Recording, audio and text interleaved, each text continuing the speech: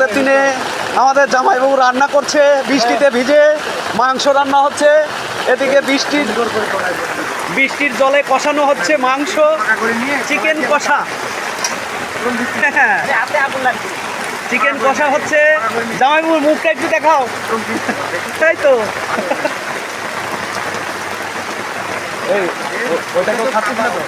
এই যে আমাদের বন্ধু বান্ধব সব দেখুন, এই যে সব মাংস খাওয়ার জন্য উপস্থিত থালা নিয়ে।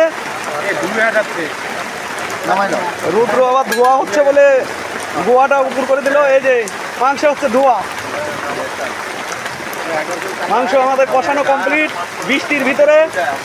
এই দেখে বৃষ্টি হচ্ছে আর এখানে মাংস রান্না হচ্ছে।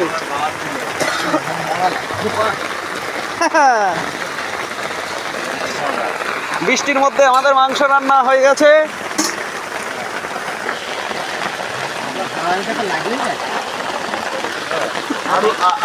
জামাইবাবুর মাথায় সব শেষ।